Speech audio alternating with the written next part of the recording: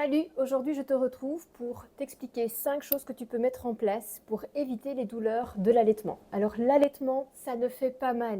Si ça fait mal, c'est qu'il y a un problème. Il faut investiguer, trouver la raison de ce problème avec une conseillère en allaitement ou avec ta sage-femme. Alors c'est pas tout à fait juste. L'allaitement peut quand même être inconfortable les 2 premières semaines de ton allaitement parce que ton mamelon il n'est pas habitué à être sollicité si souvent par la bouche d'un bébé. Donc patience, ça passe. Mais si c'est insoutenable pendant la tétée, tout du long de la tétée, c'est qu'il y a un souci qu'il faut investiguer.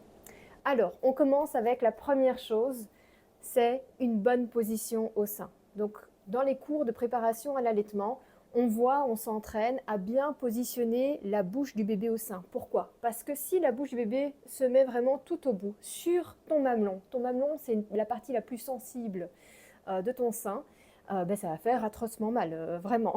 Si par contre ton bébé il va en prendre vraiment toute l'aréole dans sa bouche, donc c'est la partie qui entoure ton mamelon, eh bien le mamelon il va arriver très loin dans la bouche et donc sa bouche ne va pas écraser ton mamelon. Le transfert de lait sera meilleur et la production de lait sera également meilleure parce que mieux stimulée par la bonne position de ton bébé au sein. Donc je te conseille de faire une préparation prénatale pour connaître les bons trucs et astuces pour bien positionner ton bébé au sein. Deuxième élément extrêmement important, cool Raoul. On se met une pression de dingue et on nous met une pression de dingue. Je t'invite, quand tu es en maternité, à ne pas forcément appeler directement la sage-femme pour pouvoir explorer sans avoir quelqu'un qui te regarde avec une pression supplémentaire en intuition, avec ton intuition, pardon, comment ton bébé se met au sein, comment toi tu trouves la posture qui est juste pour que ton bébé s'accroche correctement. Je te conseille aussi de ne pas attendre qu'il pleure, donc vraiment guette les premiers signes d'éveil qui sont en fait un réflexe de fouissement. Donc le bébé, au bout d'un certain temps, va se réveiller, va chercher le sein en ouvrant la bouche et en cherchant après le sein. N'attends pas plus, ne change pas son linge, ne postpose pas pour X raison, la priorité c'est de le mettre au sein. Est-ce que tu as déjà essayé d'apprendre quelque chose en étant coincé dans des embouteillages ou tu n'en peux plus, tu ne veux qu'une chose, c'est t'enfuir et tu es énervé? Non, je ne crois pas. En tout cas, moi, j'en suis pas capable. Donc, cool, on ne se met pas de pression, c'est du plaisir, c'est de la découverte. Il est normal que tu explores les 2-3 premières semaines. C'est pas parce que c'est naturel que d'office on réussit tout de suite. Et chaque allaitement est unique. Ça veut dire qu'à chaque fois avec un nouveau bébé, c'est une nouvelle exploration. Troisième chose, avoir une bonne hydratation et une bonne alimentation, c'est très important. Quand je parle d'une bonne alimentation, c'est évidemment tout ce que tu manges dans les plats principaux, parce que tout ce que tu vas manger, ton bébé va le manger, mais aussi les collations. Quand on allaite, on dépense 4 à 500 calories de plus par jour. C'est plus que pendant ta grossesse. C'est assez fatigant, c'est un gros travail. Et donc tu peux compenser cette augmentation en calories par des collations qui vont venir te soutenir dans ton allaitement. Alors moi j'aime toujours bien les Energy Balls pour les patientes qui me connaissent et qui me suivent. J'aime bien aussi les petites barres céréalées pour celles qui n'ont pas le temps de cuisiner.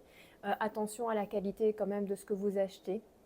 Et alors l'hydratation, avoir une bouteille d'eau toujours à portée de main. Quand on allaite, on a de l'ocytocine, ça donne très soif, donc on a très souvent envie de boire au moment où on allaite.